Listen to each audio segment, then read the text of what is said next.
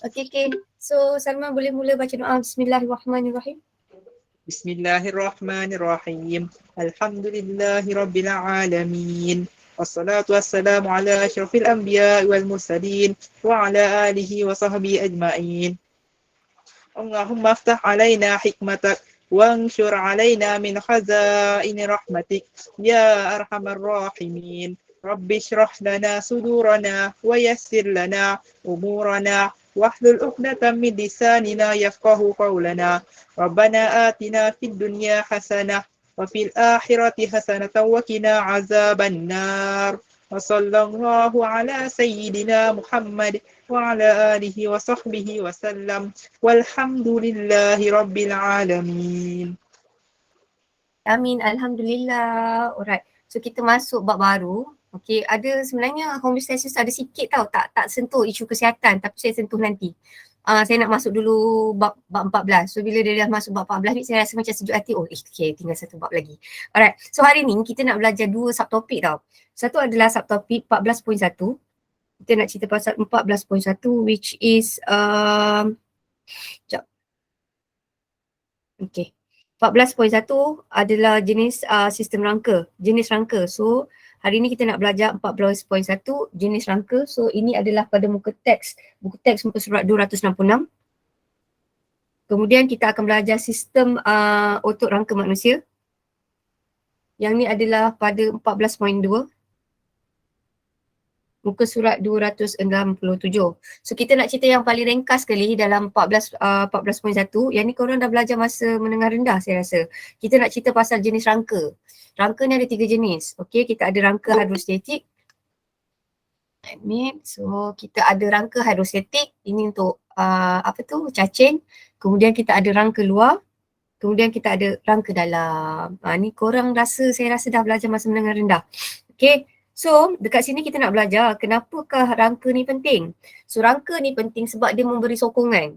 Okay, sokongan ni kenapa? Sebab sokongan tu untuk memberi kestabilan. So maksudnya kalau ada, ni saya ada Barbie doll ni je anak saya punya ni kan. So basically kenapa kita ada sistem rangka? Sistem rangka ni untuk memberi sokongan. Sokongan in the sense of apa? Nak bagi dia kestabilan dan juga keseimbangan. Okay, kemudian disebabkan ada rangka ni kita boleh bergerak. Kita boleh jalan. Kan, kita boleh menulis. So ini semua orang kata kepentingan sistem rangka. Kepentingan sistem rangka adalah untuk sokongan.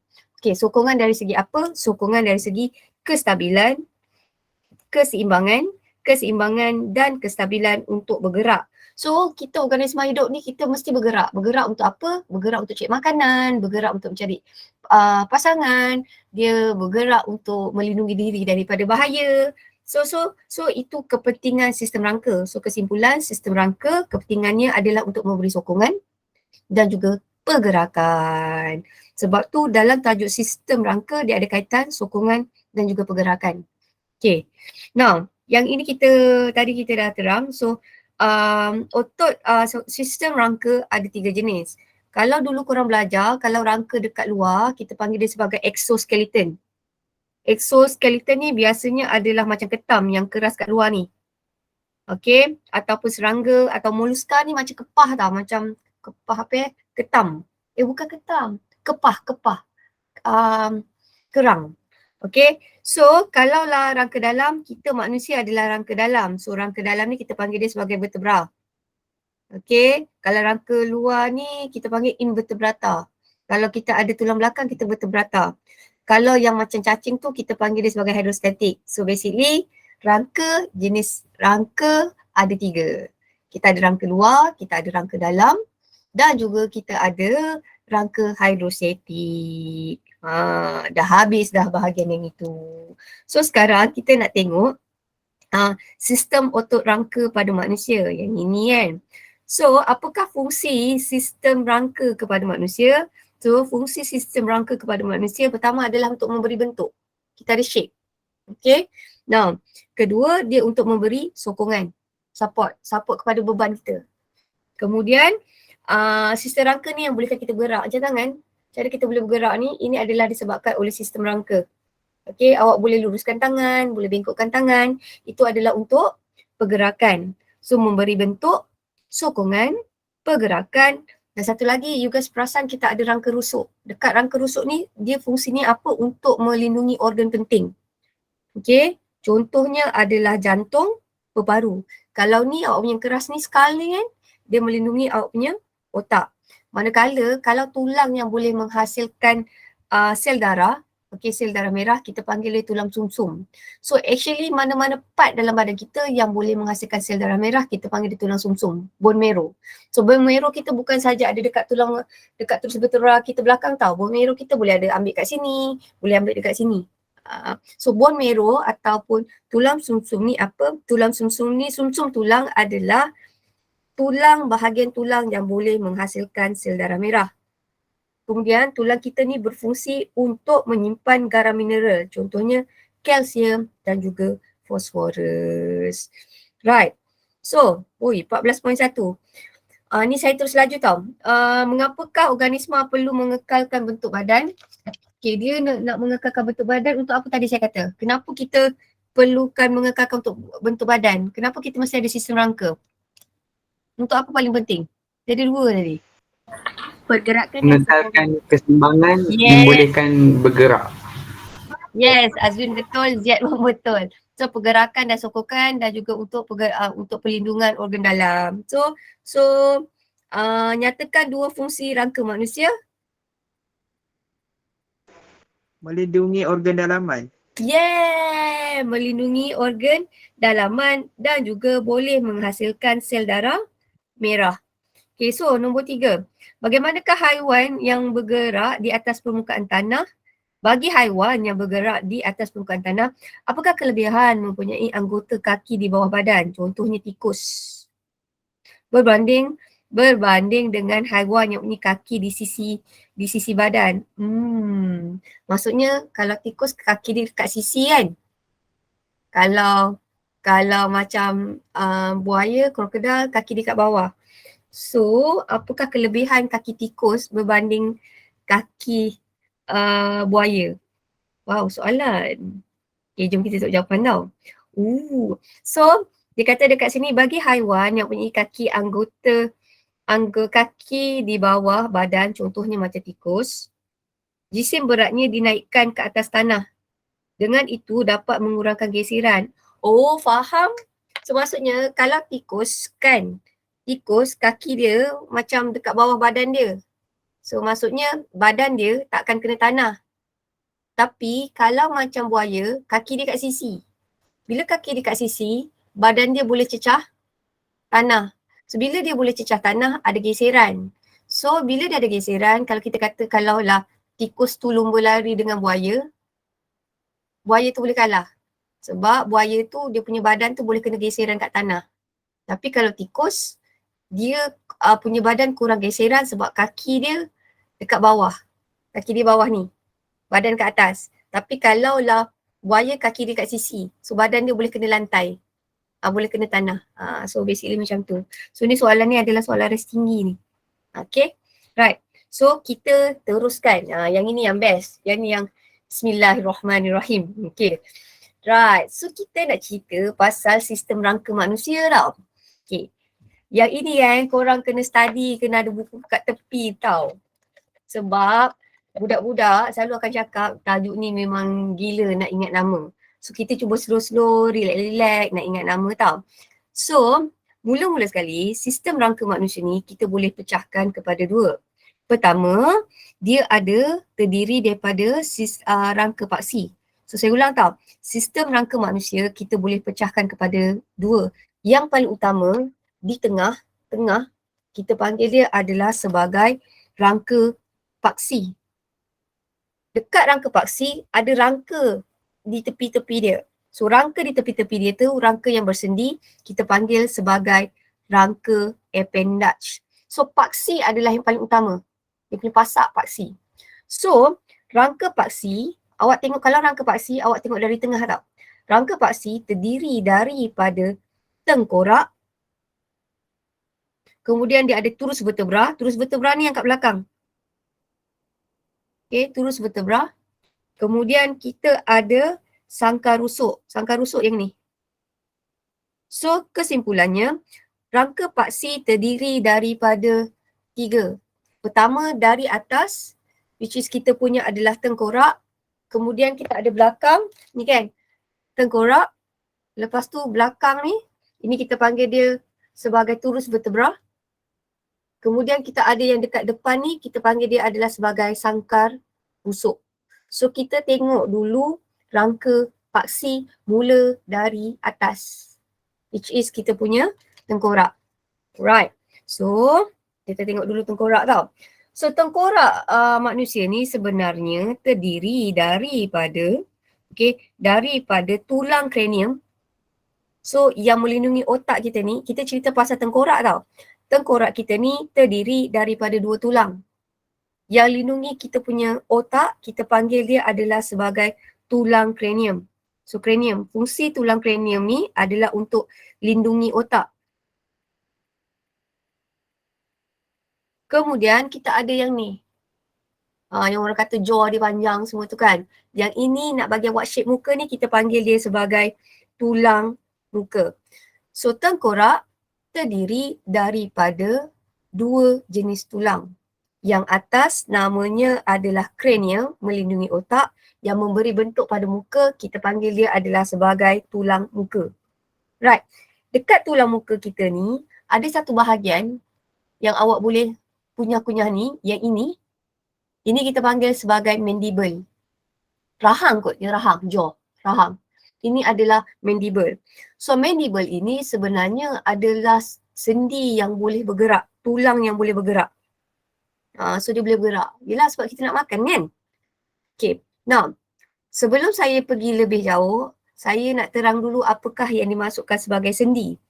Maksud sendi adalah tempat pertemuan tulang dengan tulang. Tulang dating dengan tulang namanya adalah sendi.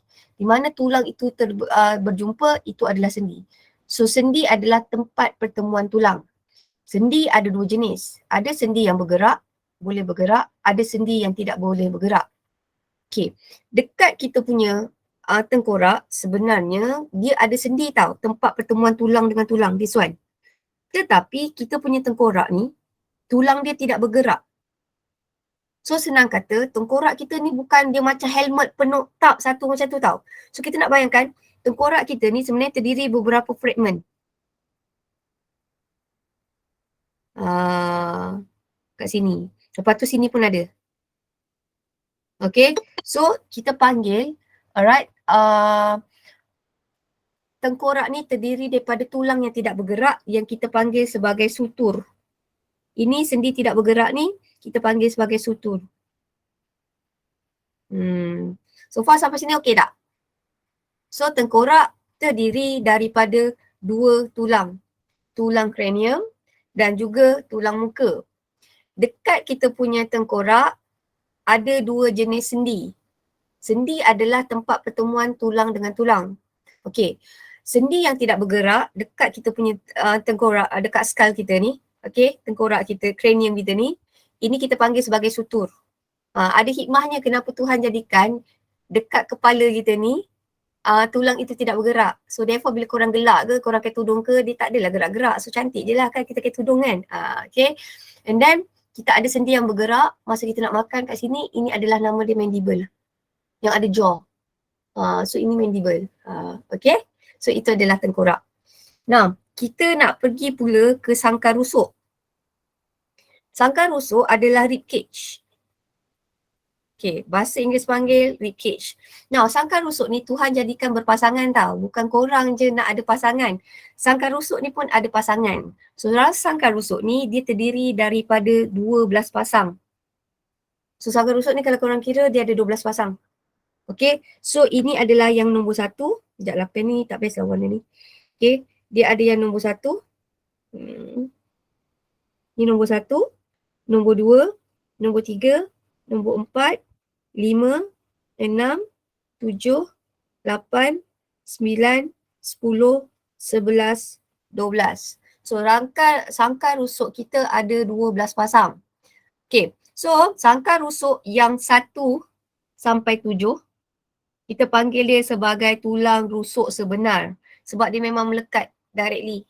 Okay, yang tengah ni tempat pertemuan antara pasangan-pasangan itu, yang macam keris dekat tengah ni, ini kita panggil dia adalah sebagai sternum.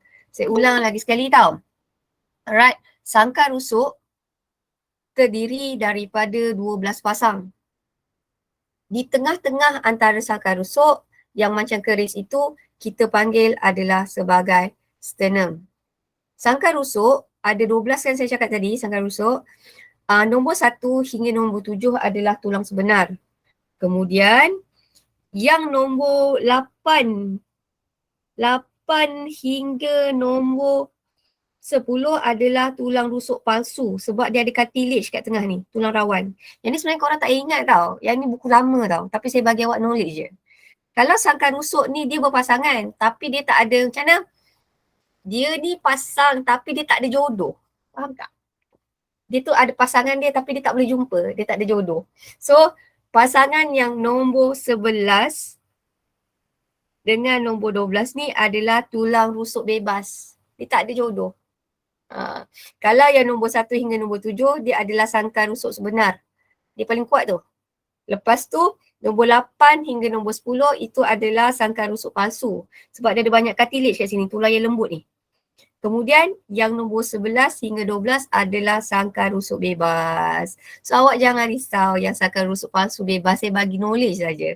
Awak just ingat sangkar rusuk terdiri daripada 12 pasang di mana di tengah-tengahnya ada sternum. Itu je. Settle kat situ je. Okay. Right.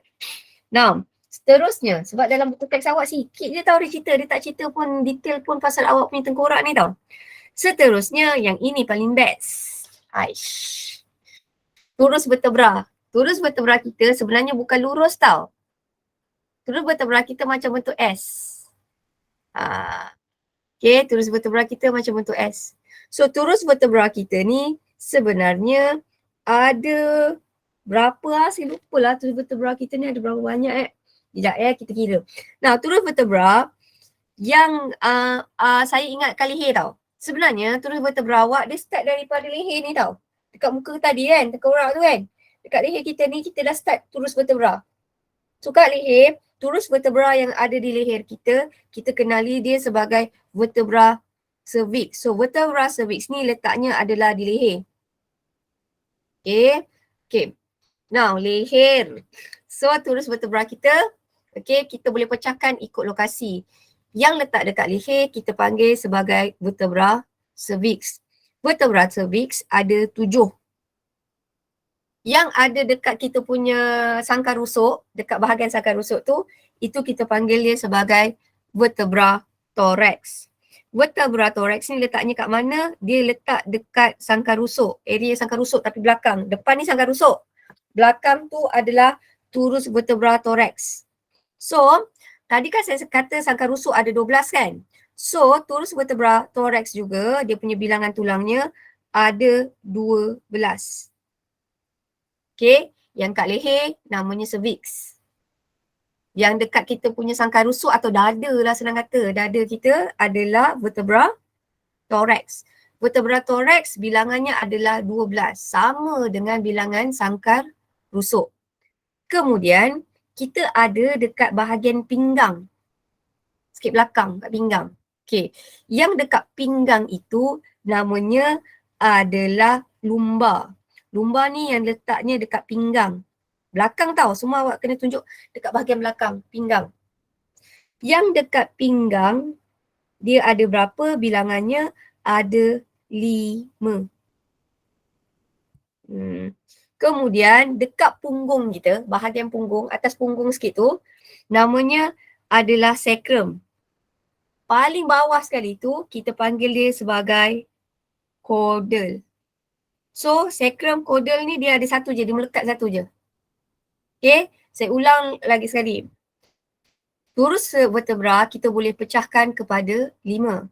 Di leher kita kenali sebagai vertebra cervix di mana bilangannya ada 7. Di bahagian kita punya dada atau bahagian thorax, turus vertebra itu kita kenali dia sebagai vertebra thorax. So bilangan vertebra thorax ada berapa? Bilangannya ada 12. Okay, daripada dada kita turun ke bawah bahagian pinggang. Di pinggang kita, turus vertebra yang ada di pinggang kita panggil dia sebagai vertebra lumbar. Bilangannya berapa? Bilangannya ada 5. Kita turun lagi ke bawah, ke area nak ke punggung. So turus vertebra itu kita kenali dia sebagai vertebra sacrum. Dia ada satu je. Dia besar, dia melekat satu je. Kemudian paling hujung sekali, okay, yang macam nak dekat betul dengan awak punya punggung tu, dekat macam anus awak tu. So iaitu kita panggil dia adalah sebagai caudal. So basically kita ada 5 jenis turus vertebra bergantung kepada lokasi. Now, antara turus vertebra ni sebenarnya dia ada penyerap hentakan. So maksudnya antara tulang kita dengan tulang, tulang kita dengan tulang dia mesti ada absorber tau. So tulang dengan tulang kita ni, sendi tu, tempat pertemuan tulang dengan tulang, dia mesti ada absorber. So absorber dia dekat sini kita kenali dia sebagai cakra rawan. Ini yang orang kata kalau tiba-tiba cakra rawan dia lari, bila korang gerak rasa ngilu, kita panggil dia sebagai slip disc.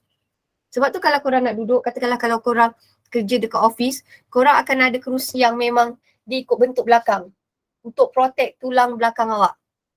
Kan? So basically korang macam gamers punya kerusi, perasan tak? So kena dia punya design tu adalah friendly kepada awak punya turus vertebra.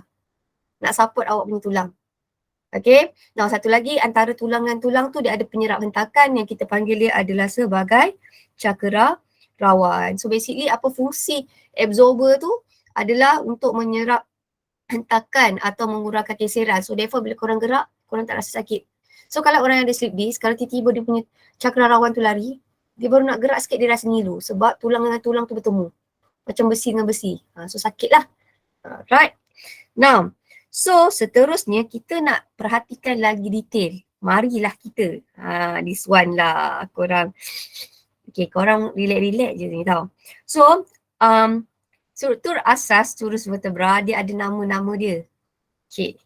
Yang paling atas ni, macam tanduk paling atas ni, ini kita panggil dia adalah sebagai cuaran spina. Okay, atas. Cuaran spina. Yang sepasang kat tepi ni, okay, macam tanduk tepi ni, yang rusa tepi ni. Okay, this one kita panggil adalah sebagai cuaran melintang. Di tengah-tengah ni ada ruang kosong, ini adalah letaknya salur saraf. Kemudian dia ada tempat yang paling padat dekat sini. Tempat pertemuan tulang tu yang paling padat, itu kita panggil dia sebagai sentrum. Awak ingatkan 4 ni je, saya bagi awak ingat 4.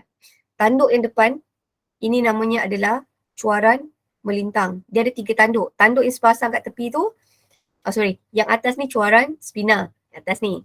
Tanduk kat tepi sepasang ni kita panggil adalah sebagai cuaran melintang. Yang tengah-tengah hollow kosong itu kita panggil dia adalah sebagai salur saraf. Yang paling tengah padat tu macam tapak ni padat, itu kita panggil dia adalah sebagai sentrum. This one saya tengah cerita pada muka surat 268. So now kita tengok muka surat 268. Now mula-mula kita tengok vertebra cervix. Vertebra cervix tadi kita kata bilangannya ada 7. Okay. Bilangan dia ada 7, saya nak bagi tahu yang nombor antara bilangan nombor 7, yang nombor 1 dengan nombor 2 ni special. Okay. Yang nombor 1, kita kenali dia adalah sebagai atlas. So atlas ni adalah vertebra cervix yang nombor 1. Vertebra cervix yang nombor 2, kita kenali dia sebagai axis. Vertebra cervix yang 3, nombor 3 sampai nombor 7, bentuk dia semua sama. Saya ulang lagi sekali. Vertebra cervix ada 7. Dia ada macam 7 kembar, 7. Okay. Yang nombor 1 ni special, bentuk dia lain. Yang nombor 1 ni special, bentuk dia lain, namanya adalah vertebra atlas. Yang nombor 2 pun special sikit, nama dia adalah vertebra axis. Dia ada sebab kenapa dia special. Yang nombor 1 ni, vertebra atlas ni, kalau awak perasan, salur sarafnya paling besar. Okay, Cuaran spinanya paling kecil. Okay. Right. Lepas tu dia ada foramen melintang untuk letak saraf dan kapilari darah kat sini. Okay. Now, saya nak cerita. Apa specialnya vertebra atlas? Vertebra atlas ni adalah untuk your yes movement. Maksudnya, kalau korang tengah mengangguk, kan? Korang tengah menggunakan vertebra cervix yang nombor berapa? Korang tengah menggunakan vertebra cervix yang nombor 1. So, vertebra atlas ni yang nombor 1 ini, kenapa dia special? Sebab dia terlibat dalam pergerakan mengangguk. Yes movement saya tulis. Allahu Akbar. Kita panggil dia yes movement. Yes movement. Mengangguk. Mengangguk. Yes movement. Kalau yang nombor 2, namanya axis, dia terlibat dalam pergerakan menggeling.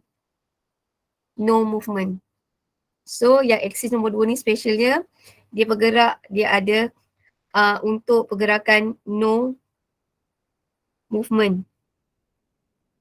Okay, aduh. Okay, no movement. Sekejap Semua conteng lah. Okay, tak saya padam dulu. Okay. Alright. Okay. So, kalau lah axis ni saya tulis lagi sekali, ini adalah untuk no movement. Sekejap, kenapa ni? Dia tak boleh saya touch. Ini adalah untuk no movement. Yang ini adalah untuk yes movement. Okay. Now, yang nombor 2 ni, special dia sikit. Awak tengok dia ada satu cuaran lebih. Cuaran lebih tu kita panggil dia adalah sebagai cuaran odontoid. Sabar ya, sabar. So cuaran odontoid ni kita boleh jumpa kat mana? Dekat vertebra cervix nombor 2. Which is kita panggil dia sebagai axis. Okay, saya ulang lagi sekali. Turus vertebra ada 5. Turus vertebra yang dekat leher kita panggil dia sebagai vertebra cervix. Ni letaknya di leher. Untuk turus vertebra cervix ni, leher yang ada 7, nombor 1 dengan nombor 2 ni special. Nombor 1 ni dia adalah untuk yes movement. Dan special ni 1, salur sarafnya paling besar. Kalau yang nombor 2, kita panggil dia adalah sebagai axis. Okay, vertebra axis ni dia terlibat dalam apa? Dia terlibat dalam masa korang menggeling. No movement. So, kita ambil ciri special dekat turus vertebra nombor 2. So, turus vertebra nombor 2, specialnya dia ada cuaran odontoid. Okay. Seterusnya. Yang selain daripada itu, awak tengok soal turus vertebra nombor 3, nombor 5. Okay, specialnya dia ada foramen melintang.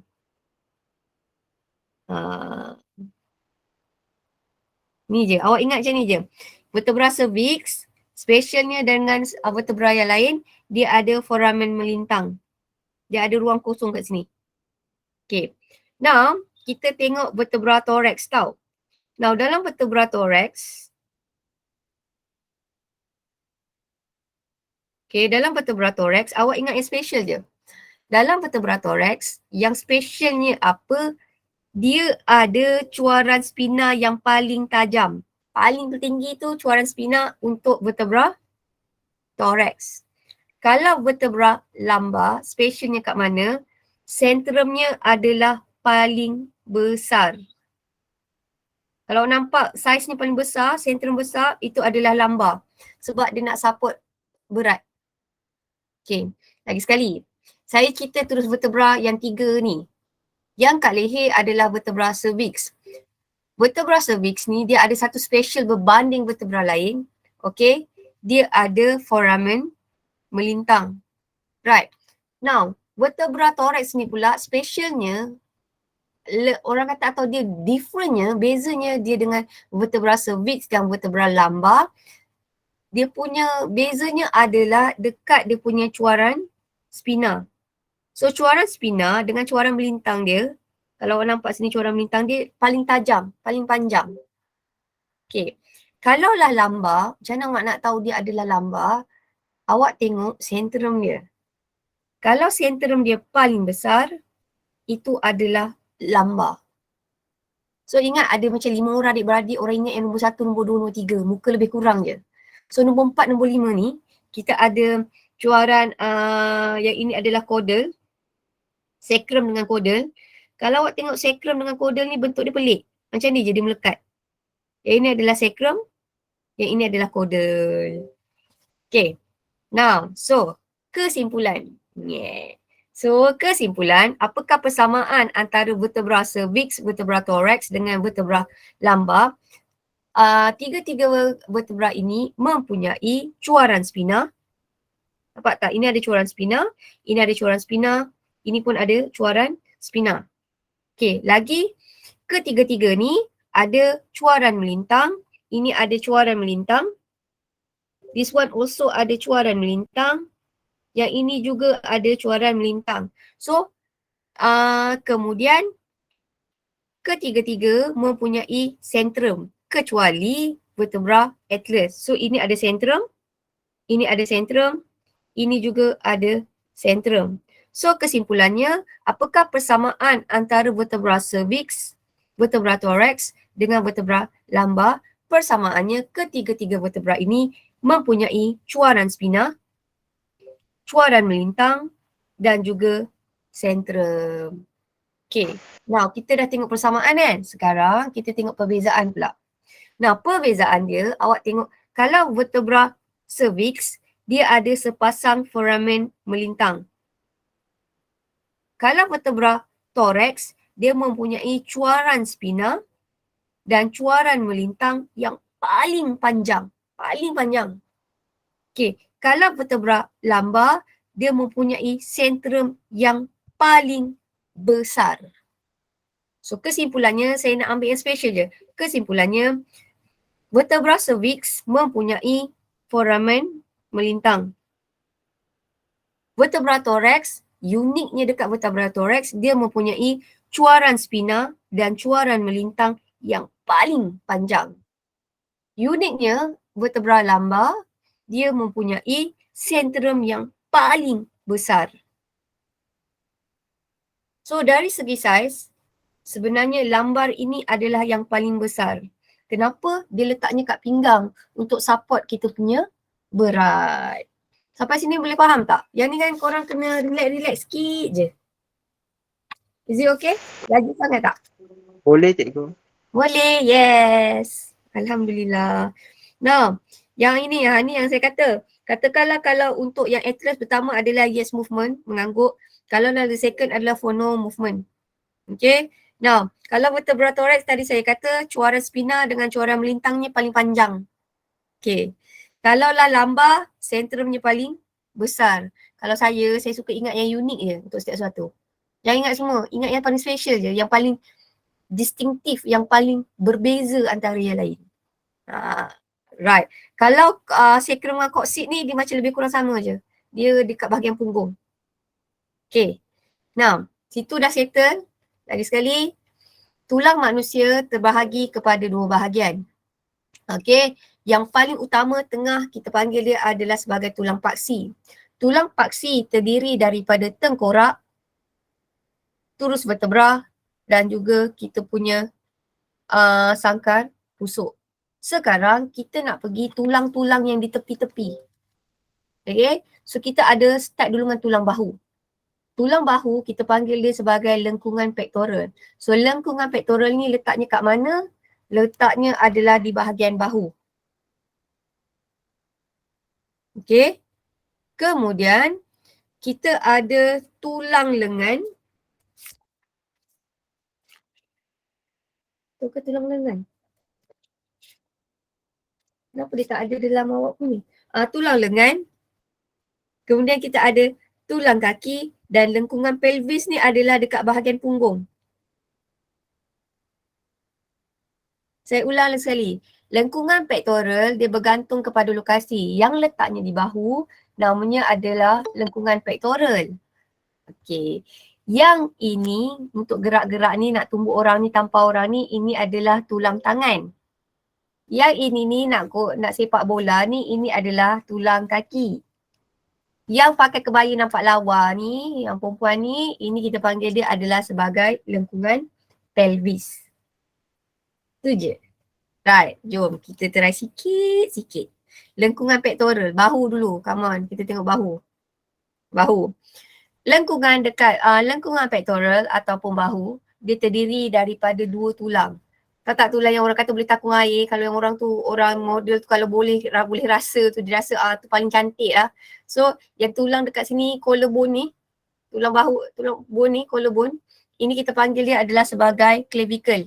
Ni, sini clavicle. So lengkungan pectoral terdiri daripada clavicle dengan scapula, KS. Tulang pectoral terdiri pada KS, Kuala Selangor. Okay, clavicle, pak korang pukul kat belakang ni, ini kita panggil dia adalah sebagai scapula. Clavicle and scapula. Okay, kemudian kita pergi tengok dekat tulang lengan. Lengan. Lengan ni korang mula dengan korang punya jari. Now, tulang jari ni, jari kita ni, semua jari kita ni ada 3 tulang tau. Tengok sendiri ni. Ada 1, 2, 3. 1, 2, 3. 1, 2, 3. 1, 2, 3. Semua jari ada 3 kecuali yotam. Yotam ada 2. So basically tulang jari saja ada 14. Ni semua 3. Ini 2. So kita ada 14. Okay, tulang jari namanya falang. Tulang jari namanya falang. Okay, kita ada 14. Kemudian yang korang lukis inai kat atas ni kan, inai. Okay, ini kita panggil dia ada sebagai metacarpus. Yang awak lukis-lukis ni, metacarpus. Okay, metacarpus yang sini, dekat awak punya lengan, ini namanya adalah carpus. This one, carpus. Ini meta, tengah, metacarpus. Okay. Kemudian awak ambil ibu jari awak. Okay, ibu jari. Korang kena buat tau. Ibu jari ni, yang ini dekat dengan awak. Lagi sekali cikgu. Ha? Awak buat sekali kan? Tak lagi sekali. Okay, lagi sekali. Saya ulang lagi sekali. Tulang lengan terdiri daripada jari. Jari, ini nama tulang jari adalah falang. Jari, tulang jari adalah falang. Tapak tangan ni adalah metacarpus. Meta. Tapak tangan. Meta. Yang sini namanya adalah carpus. Okay. Awak ambil ibu jari awak. Yang atas yang bersambung dengan ibu jari awak. Atas ni. Ini namanya adalah radius. Atas. Radius. Ibu jari awak bersambung terus dengan awak punya radius. So awak nampak ini adalah awak punya ibu jari. Ni yotam. Ibu jari. Ibu jari dia bersambung dengan radius. Okay, ni radius. Bawah radius namanya adalah ulna. Okay, so falang, metacarpus, carpus, radius, bawah ni adalah ulna. Okay. Ini kita panggil apa? Lengan Lengan awak ni, tulang lengan ni, ini kita panggil sebagai humerus. Okay. R, U, H. Okay. So awak ada radius, ulna, humerus. Okay. Okay tak? Humerus ni. Ni yang ada awak punya bicep Okay, ini humerus, tulang humerus. Okay. Now, so sekarang, okay, kita pergi kepada lengkungan pelvis. Lengkungan pelvis ni, kan tadi kita belajar yang dekat paksi tu kan, tulang paksi kita tu kan, yang ada terus vertebra, yang paling hujung tu, kan kita ada sacrum dengan coccyx kan? Okay. Sacrum dengan coccyx ni adalah paksi yang tengah. Kan tulang punggung kita sepasang, mana ada orang punggung sebelah? Punggung mesti sepasang kan? So ni yang paksi tengah, so kita ada punggung kanan dan kiri. So punggung kanan dengan yang kiri tu, ini kita panggil dia adalah sebagai ilium. Yelah, korang takkanlah punggung sebelah je kan. Mesti sepasang kan. So nak duduk stabil sikit. So awak ingat koksid tu yang tengah. Sacrum yang tengah, paksi tu. Terus vertebra. Yang paling bawah dekat punggung tu kita panggil dia adalah sebagai sacrum. Sacrum tu, tepi sacrum tu dia ada tulang punggung yang sepasang. So tulang punggung yang sepasang itu namanya adalah ilium. Ilium. Okay. Lepas tu bawah tu, tempat letak kita punya bahagian reproductive system, itu adalah pubis. Kalaulah perempuan, biasanya perempuan, kita punya tulang ilium ni besar sikit. Sebab kita pregnant nak support extra berat. So basically kalau perempuan tu pakai kebaya lawa sikit sebab tulang ilium dia besar. So bila pakai tu nampak ada shape sikit lah. Kalau perempuan, lelaki dia flat. Macam tu lah. Alright. So sampai sini okay. So saya cakap lengkungan pelvis punggung. So tulang punggung ada dua, mesti sepasang, mesti punggung kanan dan kiri. So tulang punggung ni adalah ilium. Okay, punggung sepasang. Nak letak kita punya reproductive system, organ pembiakan, letaknya adalah dekat pubis. Bawah ni adalah symphysis pubis. Jangan ingat, jangan risau. Awak just ingat yang ilium saja. Okay, right, lengkungan punggung, lengkungan pelvis. Kemudian kita pakai tulang kaki. Tulang kaki sama macam tulang tangan. Bezanya kalau tangan tadi kita panggil karpus kan. Kalau kaki kita panggil dia metatarsus. Jari, tulang jari sama je, ada 14, namanya falang. Bezanya kalaulah tapak kaki kita panggil metatarsus. Kemudian ada untuk yang kita gerak-gerakkan kaki tu, kan? Gerak-gerakkan kaki namanya adalah tarsus. Kalau tulang lengan, kita panggil dia adalah sebagai karpus. Metakarpus dengan karpus. Kalau kaki, kita panggil tarsus. Metatarsus and tarsus. Okay. Kemudian awak tengok tulang kita yang paling dekat depan ni, betis kita yang paling depan ni, betis depan. Okay, yang depan itu kita panggil dia adalah sebagai tibia. Tibia besar sikit. Kemudian kita ada fibula. Fibula ni yang halus sikit. Ni kan nanti saya kena ajar balik lah bila kita pergi sekolah. Tengok tulang kat sekolah lagi best sikit. So awak ingat, kita ada dekat awak punya betis yang besar tibia, yang halus sikit fibula. Kemudian kita ada tulang peha. Tulang peha kita kenali sebagai femur. Kemudian kita ada kepala lutut. Kepala lutut kita namanya adalah patella. So patella adalah kepala lutut. Femur adalah tulang tulang apa kaki awak tu? Peha. Kalau tibia dengan fibula letaknya kat mana? Ini adalah area betis. Yang besar tibia, yang halus sikit adalah fibula. Okay? Right. So kesimpulannya, kita nak cakap rangka appendage ni adalah memberi support kepada rangka paksi. Okay, kalau dekat bahu namanya adalah lengkungan pectoral. Lengkungan pectoral terdiri daripada SK atau SK. Okay, dia ada terdiri daripada SK, which is kita ada scapula dan kita ada clavicle.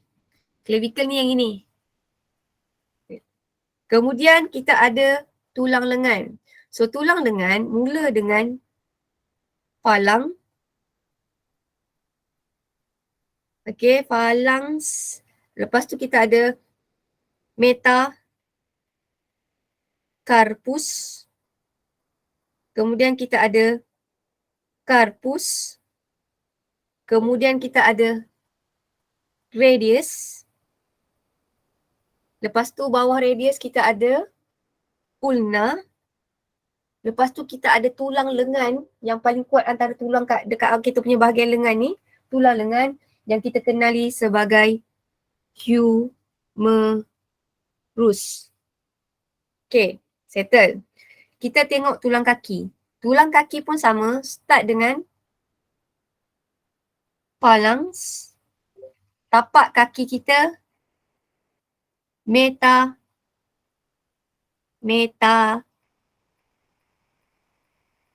tarsus.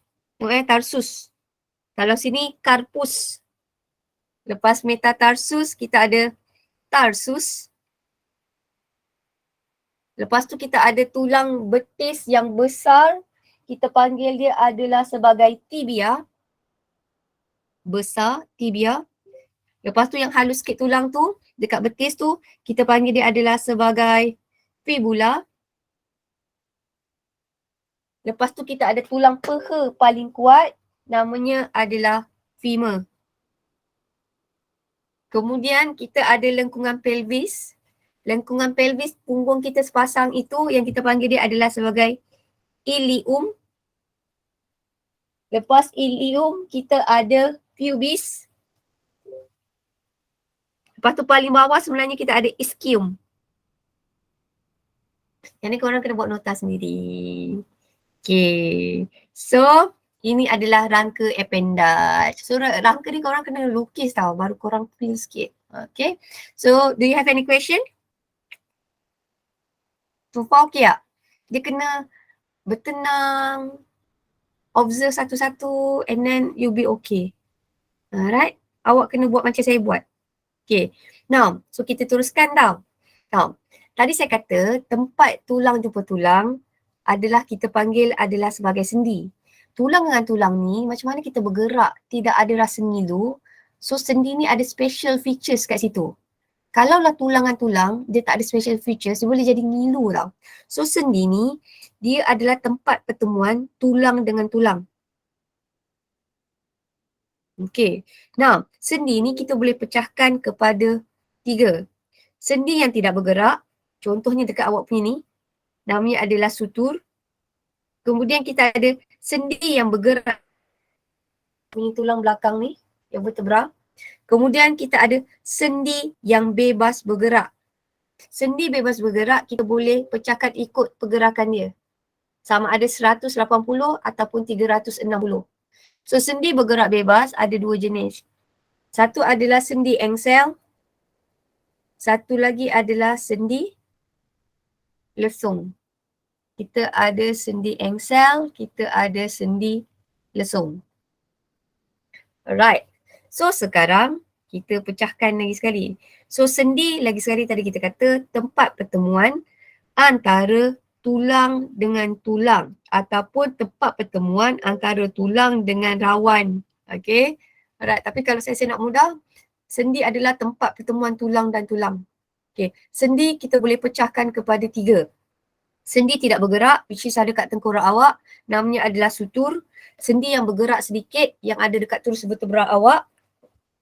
Okay. Kemudian kita ada sendi bebas bergerak. Now, sendi bebas bergerak maksudnya dia boleh bergerak. Kalaulah pergerakan itu adalah dalam satu satah, 180, kita panggil adalah sebagai sendi engsel. So, dia boleh bergerak dalam satu satah. Okay. Kalaulah dia boleh bergerak kepada 360, kita panggil itu adalah sebagai sendi lesung. So, sendi bebas bergerak, kita pecahkan mengikut pergerakannya. Jika dia bergerak satu satah, 180, kita panggil sendi engsel. Macam pintu, mana boleh korang buka pintu berpusing-pusing. So, kalau 180, namanya sendi engsel. Kalau dia boleh bergerak pusing, itu kita panggil adalah sendi lesung. So, sendi lesung ni contohnya dekat bahu atau punggung. Dia boleh bergerak ke semua arah. Tapi kalau sendi engsel, you guys boleh nampak dia adalah dekat siku, dekat lutut. Dia boleh bergerak 180. Okay, right. So sekarang kita nak tengok struktur sendi bebas bergerak. Macam mana sendi engsel dan juga sendi lesung tu dia boleh bergerak tapi tak ada rasa sakit. Okay, saya nak berhenti sampai sini. So dekat sendi ni, ini adalah tulang. Ini adalah tulang. Antara tulang-tulang tu kalau korang makan ayam KFC, korang suka gigit yang putih-putih tu, yang ini kita panggil dia adalah sebagai rawan. So maksudnya setiap tulang dia ada penutup tulang. tulang, dia ada penutup tulang. Penutup tulang ini kita panggil dia adalah sebagai rawan. So apakah fungsi rawan? Fungsi rawan ni sebagai absorber. Dia boleh menyerap hentakan. Okay. So ingat, tulang dia ada, dia punya macam penutup tulang yang kita panggil dia sebagai rawan. Rawan sebab dia boleh menyerap hentakan. Okay. Dan juga boleh mengurangkan geseran. Lepas tu antara tulang dengan tulang tu, pertemuan sendi dengan sendi, dia ada bendalir tau, pelincir.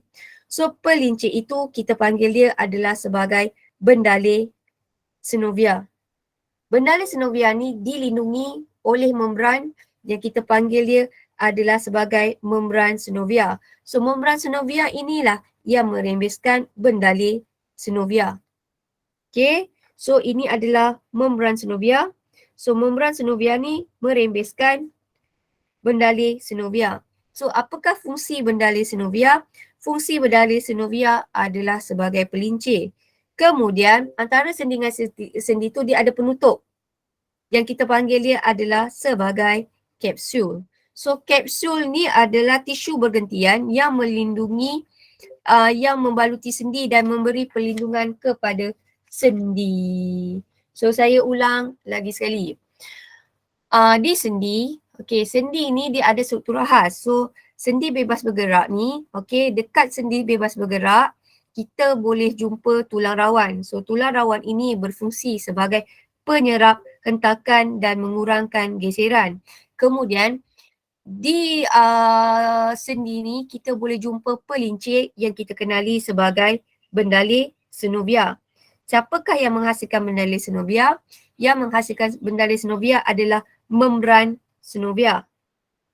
Kemudian sendi ni dia ada protection yang kita kenali dia sebagai kapsul. So kapsul ini adalah tisu bergentian yang membaluti sendi. Dia nak protect sendi tu. Sebab tu kalau perasan tak, antara sendi ni macam ada keras sikit. So dia ada kapsul. Dia protect lagi extra sendi tu. Okay. Now, kemudian kita tengok latihan. Sekejap. Oh kejap, saya nak kena cerita pasal tendon. Lupa. This one. Tadi kita dah cerita pasal bendalir synovial. Bendalir synovial ini adalah pelincir. Kalaulah kita ada yang rawan, rawan ni adalah sebagai absorber. Penyerap hentakan ataupun boleh mengurangkan geseran. Kemudian ada tisu penghubung antara dekat sendi tu tau. So kalaulah tisu penghubung yang menghubungkan tulang dengan tulang, ligamen ni menghubungkan T with T, tulang dengan tulang, itu adalah ligamen. So ligamen adalah tisu penghubung yang menghubungkan tulang dengan tulang.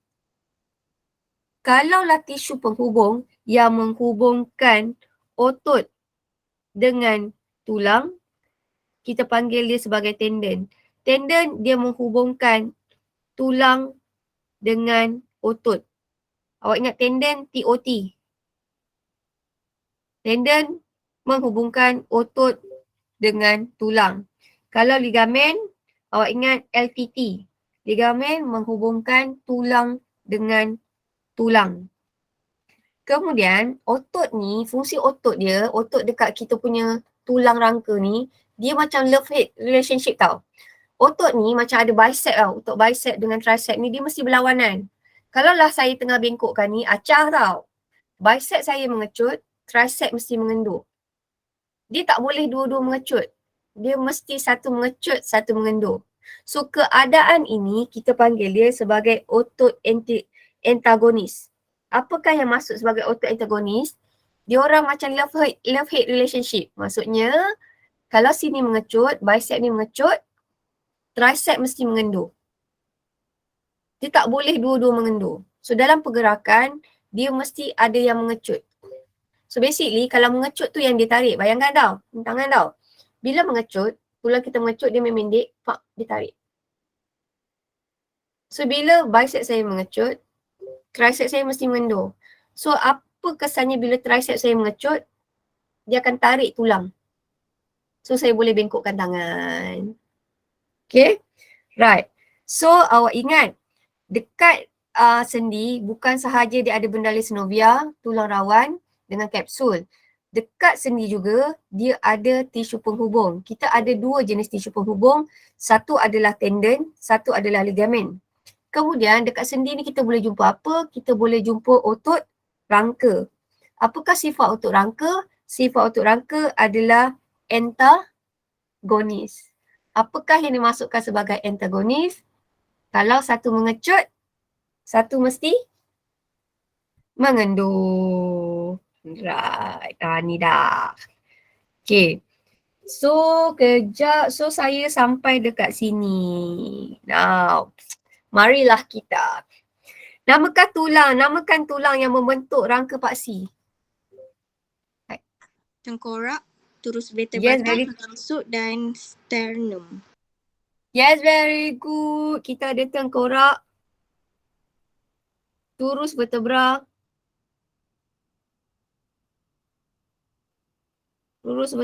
kita ada sangkar rusuk dan juga sternum. Kemudian nyatakan fungsi rawan. Mana satu yang macam absorber tadi saya kata? Menyerah hentakan. Rawan bukan? Rawan bertindak sebagai cushion. So rawan bertindak sebagai cushion. Dia macam absorber. Very good. Kalau bendalih, awak ingat pelincir. Right. So rawan bertindak sebagai cushion kepada sendi untuk menyerah hentakan. Kalau bendalih ni dia adalah bertindak sebagai pelincir. Nah, apakah perbezaan antara fungsi tendon dengan ligamen? Kalau tendon ni menghubungkan apa dengan apa? Tulang dengan tulang. Otot kepada tulang. Otot dengan tulang. TOT. Awak ingat kalau tendon adalah TOT. Tulang dengan otot. Atau otot dengan tulang. Kalau ligamen, TT. Dia hubungkan tulang dengan tulang. Tapi saya suka korang jawab. So kalau dikata dekat sini, tendon adalah tidak kenyal. Okay. Ligamen adalah kenyal. Ni tambah sikit tau. Ligamen ni macam getah. Kenyal. Okay. Ligamen ni bahaya kalau putus. Kalau orang sukan ligamen ni putus ni bahaya. Macam Cikgu Syuguri hari tu rasanya ligamen dia putus. Bahaya sikit. Tapi kalau tendon dia macam tisu dia boleh tumbuh baru tapi korang kena rehat lama. Okay. Now, so kalau ligamen dia adalah kenyal. Kalau tendon dia tidak kenyal.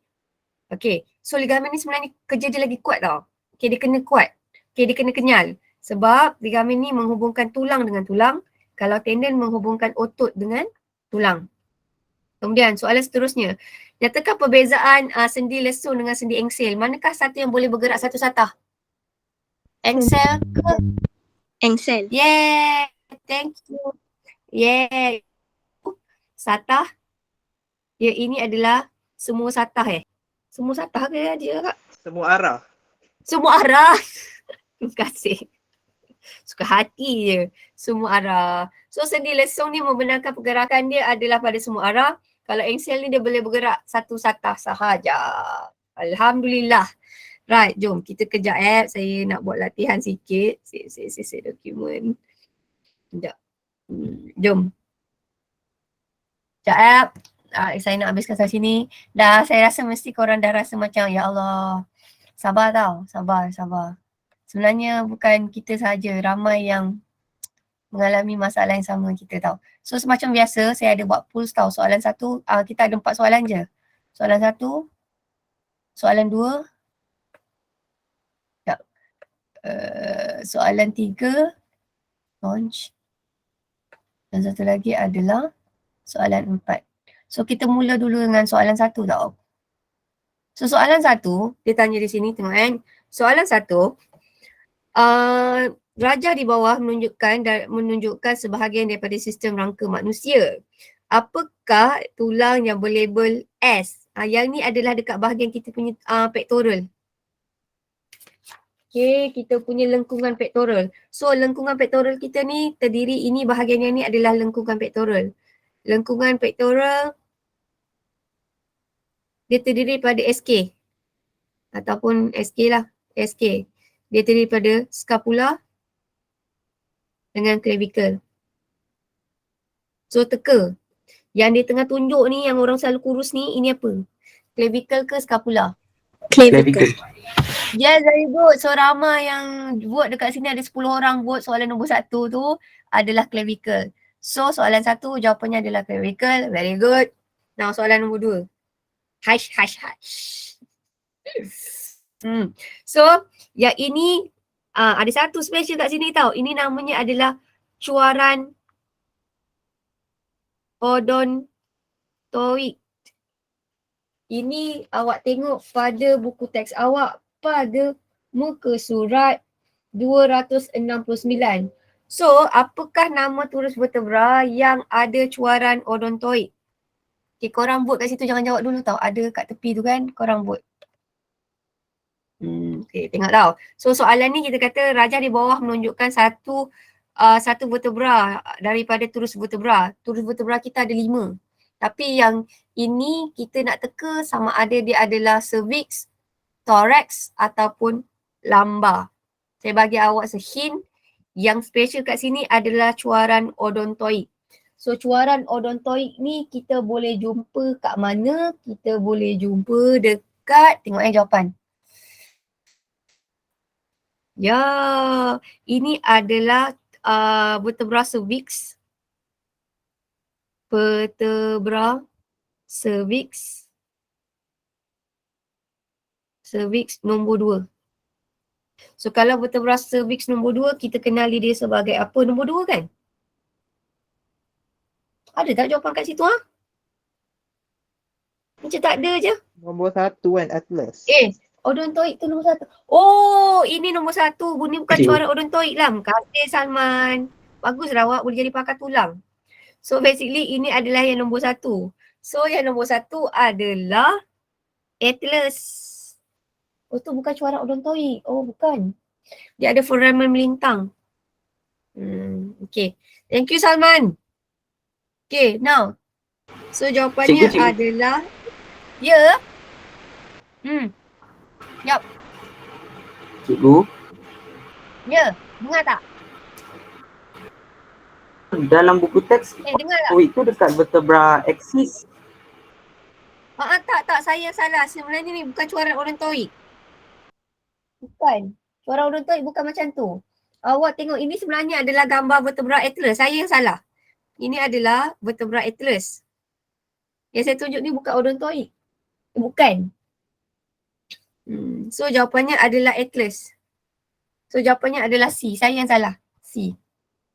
Kalau thorax ni dia punya cuaran spina dengan cuaran melintang dia paling panjang.